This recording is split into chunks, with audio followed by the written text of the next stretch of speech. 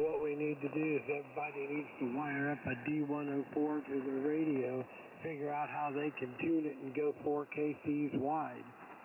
Let me do this with my radio fun. Mayfield and Beloved presents Camp Here and There. Episode 14, The Stones in Toilets.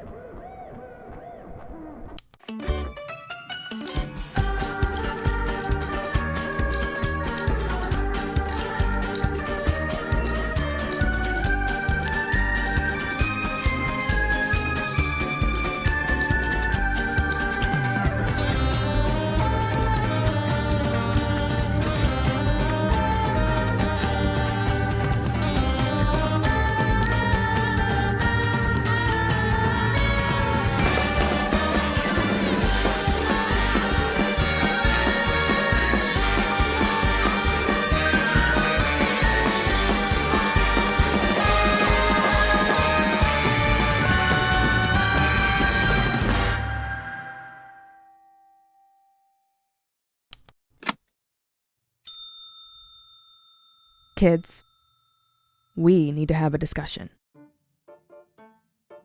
A discussion of real importance. A topic so deadly serious, the fate of the camp hangs in the balance.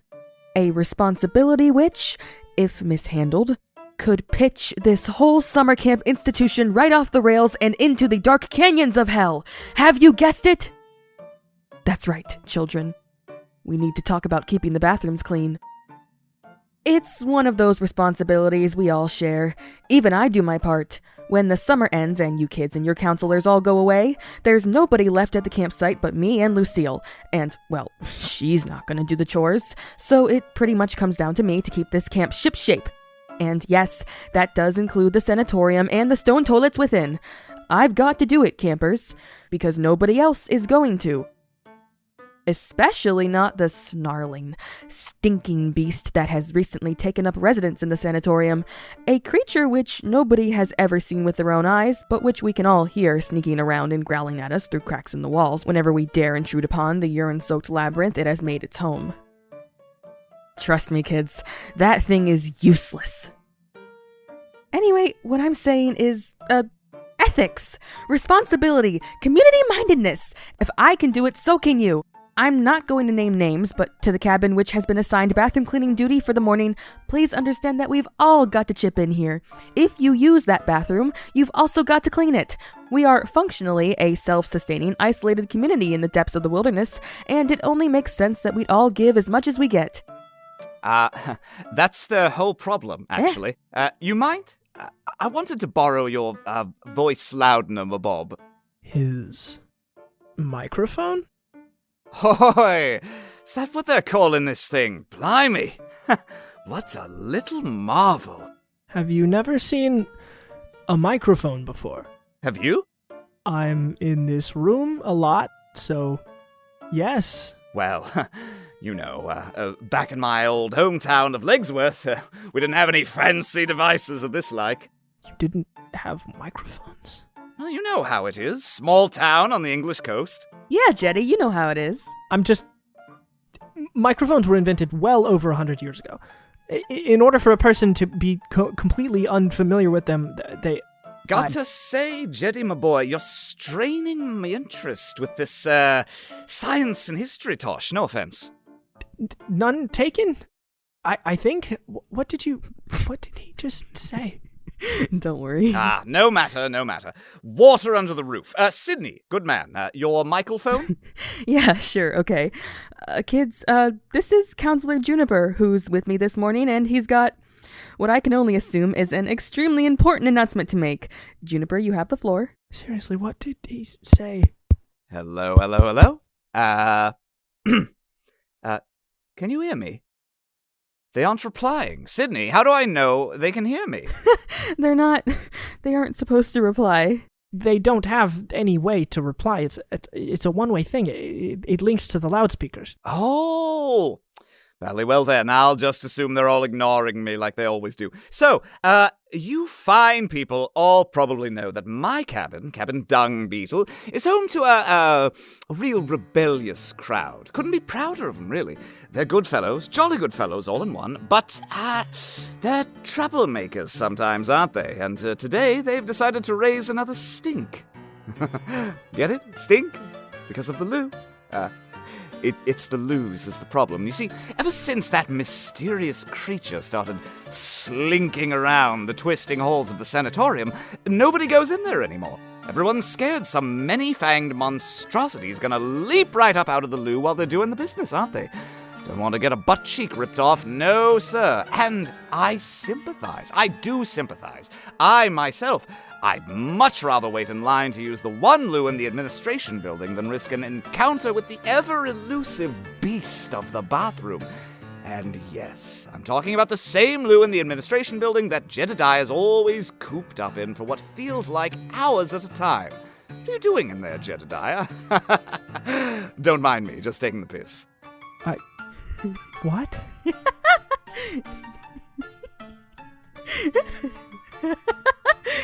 Juniper, dude, don't curse. You're talking to the kids. Right you are, chap. Do forgive me. Anyhows, point is that since nobody's using the sanatorium, my campers don't see a point in cleaning it. But listen, I went to Rowan about this issue. Great fellow, that Rowan. Good friend of mine. Very handsome. Helped me out of many a scrape, and he said that he's actually been in there since that monster moved in. Do you know what he saw? What? Grime, gunk, mountains of it, green and sticky, dripping down the walls. The working theory is that... The same mysterious entity which gives the sanatorium its snarling ambience and charming scent also seems to excrete, or otherwise encourage, the development of interminable measures of grime. What? No.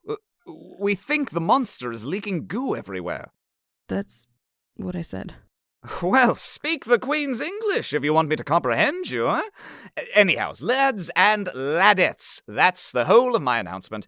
I'll leave you in Sydney's care. Cheerio now! All right, Cabin Dung Beetle, you heard your counselor. There's plenty to do in there, so get scrubbing away. There's a sense of community in it for you. Oh, and as for the typical announcements, the time's 8:67 a.m., the sky is a dusty pink, and today's breakfast is inside-out pumpkins. They say not to eat the seeds or you'll grow a pumpkin in your stomach, and it'll steal all your nutrients until you wither and die. That's supposed to be discouraging, but I, for one, would be pretty excited for such a turn of events, to create new life just by living, to feed myself directly to nature, to exchange my mortal existence for that of a noble squash. It sounds positively romantic. I've always wanted to be killed by something that loved me. For this morning's activities, Cabin Dung Beetle, you'll be able to participate as soon as your cleaning is finished. Joshua will be holding a jump rope contest to see who can perform the most impressive cherry jerrys, tsunami sirens, and tongue tanglers. Yvonne is hosting the Gamer Hour 3, and Warren has prepared a morning of candy bracelet making. If I read this correctly, it appears the candy is insect flavored. A taste that can't be beat. Oh.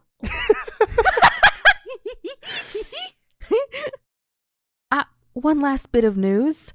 Soren is on cabin arrest for the next week as consequence for his magical misdemeanors yesterday. So you won't be seeing much of him unless you're a cabin ladybug kid. In a summer camp environment, cabin arrest is the harshest punitive measure we can administer unto a counselor. Short of firing them, of course, but Lucille can't fire Soren because he's actually paying her to let him work here. Quite a lot of money each summer, if I'm not mistaken. He recently came into a massive inheritance under mysterious circumstances, and this is what he chooses to spend it on. Now that's camp spirit! Not that I endorse the man. Yesterday's display was whatever the opposite of camp spirit is. Camp flesh? Anyway, that's it for this morning. Enjoy your meal!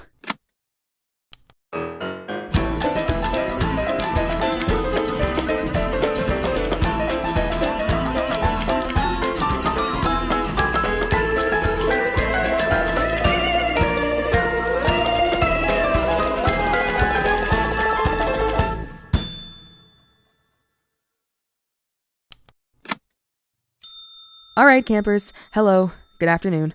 The time is 12:83 p.m. Let's just get it out there. The sanatorium remains distinctly uncleaned. But, to be fair, it's not as though Cabin Dung Beetle didn't try. You see, after my rousing speech about community-mindedness and social responsibility, the children of Cabin Dung Beetle did march dutifully into the sanatorium, intent on ridding it of the oppressive muck. But mere moments later, they all came stampeding out, screaming their heads off. According to reports from the scene, the kids claimed to have encountered something truly appalling in there. Something so horrific that all children should rightly be exempt from bathroom cleaning duty for all time, lest today's harrowing encounter repeat itself. Within the dark, dizzying stretches of the sanatorium, the children ran into none other than the Elephant Man. Though Lucille did not technically officially relieve the kids of duty, they've refused to re-enter the bathroom, and I don't blame them one bit. A slithering monstrosity living in the pipes, I can handle. But the thought of that freak watching me do my business? It's enough to make me want to board up the sanatorium door and declare it an uninhabitable zone. There's further issue, though. See, as soon as the Elephant Man was spotted, Counselor Salem quickly volunteered to brave the maze to try and locate that devilish pachyderm. And after losing herself in those ever-shifting halls for a few hours, she emerged with the firm conviction that the Elephant Man has, in fact, never even set foot in our humble ablutionary facilities. Of course, this raises the question, where does the Elephant Man go to go? And it also raises another, slightly less important side question, did the Cabin Dung Beetle kids lie to get out of bathroom duty? Would a child really do that? Just come to summer camp and tell lies? I don't think it's fair to assume such a thing. Listen, my little fledglings, I know exactly what it's like when you keep saying you're in danger and the people who have the power to help you just don't take it seriously. I want you to know that I 100% believe you. The Elephant Man was in that bathroom. He's got to use it now and again, right? The alternative is truly too terrible to contemplate. But Counselor Salem is firm in her stance that he was never in there, and many around camp seem to think that Cabin Dung Beetle's admittedly troubled reputation is reason enough to assume that they're all lying. Now we've got kids and counselors at each other's throats at a time where we should be coming together to face a community concern. So now, I feel I've got no choice but to step in. Kids, I hoped it would never have to come to this, but you've all forced my hand. In order to resolve this conflict before it consumes us all, I'm going to have to do it. I'm going to have to sing the camp cooperation song. I know! I'm sorry! I know! You have to believe me. This is going to hurt me as much as it's going to hurt you, but I've tried playing Mr. Nice Nurse. I've tried to give you all time to sort yourselves out on your own, and it's not working, and this is where we've come to. This is what's necessary now.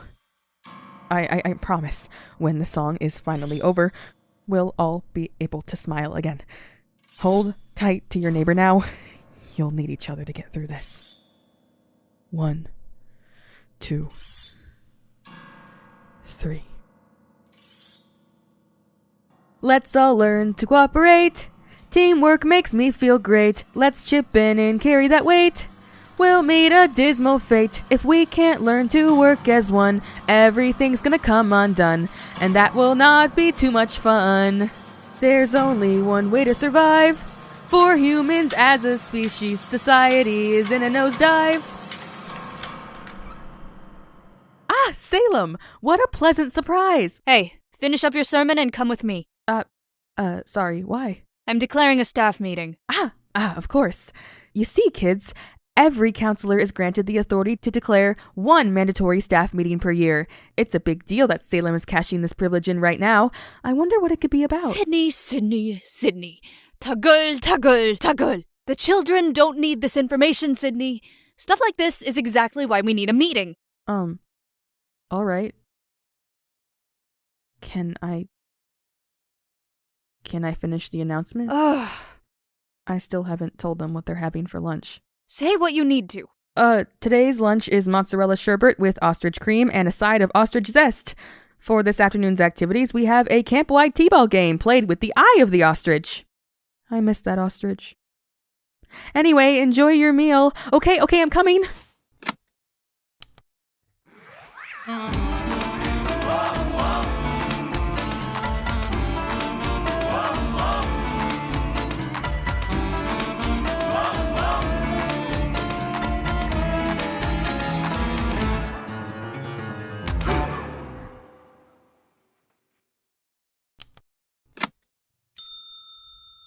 Well, good evening, my little humans. The time is 19:04 p.m. and it appears I owe you all an apology. At the staff meeting this afternoon, I was formally let know that it seems people feel that I share too much information over the loudspeakers. Certain members of the camp staff have suggested that my candor regarding camp issues can lead to widespread anxiety among you kids. Not to mention that kids who harbor too much knowledge of our delicate inner workings might be enabled to find ways around our, important rules and regulations, as Cabin Dung Beetle has supposedly done. I don't think you were lying, kids, but even if you were, then it's my fault. I shouldn't have sensationalized a serious issue like the Elephant Man. I shouldn't be telling you when I'm scared and what I'm scared about, so I am sorry. And it seems I will be cleaning the bathroom today for disciplinary purposes, so you don't need to worry about it. So that'll be fun. I like cleaning. I can take an ibuprofen if So it's all good, and from here on out, I vow to be more careful about what I share over the announcements. That being said, I can't in good conscience let you wallow in uncertainty. If you have any questions of any kind about, anything at all, you are welcome to come down to my office and talk to me, okay? Okay. Dinner tonight will be ostrich smoothies with huckleberry gravy, plus you each get one slice from the man-sized citrus pie Matthew made with bona fide fresh oranges purchased from our nearest big box grocery store. Harmless Mart. Trust us. Trust us. Okay, campers, that's all for tonight. Sleep peacefully and enjoy your meal, okay? See you tomorrow.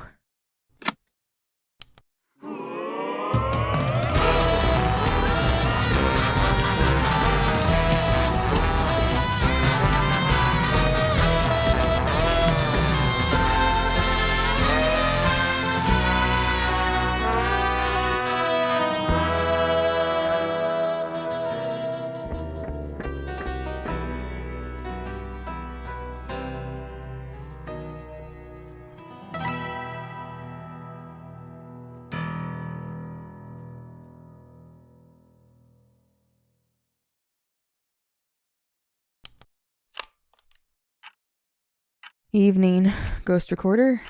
It is... Oh, you'll never guess this one. 25:25 p.m. I got yelled at pretty badly today. Not by Salem. To be fair, I don't think she wanted me to get punished or yelled at or anything. She just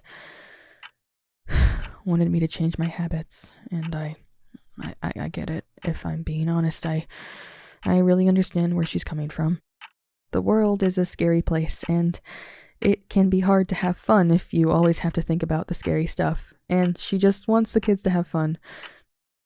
But I just don't think we do them any favors in the long term by sparing them the gory details. If they don't know just how dangerous it is out there, how can we expect them to keep safe? How can we ensure they'll make good decisions when we aren't around? We can't protect them forever. They're gonna find out how awful everything is one way or another, and it's better they hear it from us than learn it the hard way. Also, teenagers aren't dumb. They know when we hide stuff from them. And speaking from experience, when I was a kid and adults kept stuff from me, fuck, I would just try and figure it out for myself, and usually end up getting hurt. That's a shitty, lonely way to live. I don't want to subject these kids to that. Okay, I've got to go clean the bathroom. I didn't tell the kids, but Marisol was ordered to help me since she was sort of my accomplice in telling everyone about the Elephant Man, which is totally unfair, obviously. Even Salem didn't want that. But I digress. With Marisol there, well, it might even be kind of fun. But once I'm done, I'll definitely be too tired for a chat like this. Not to mention it'll undoubtedly cause a pain flare-up, so I wanted to knock it out beforehand. Alright. See you tomorrow. Wish me luck with my cleaning.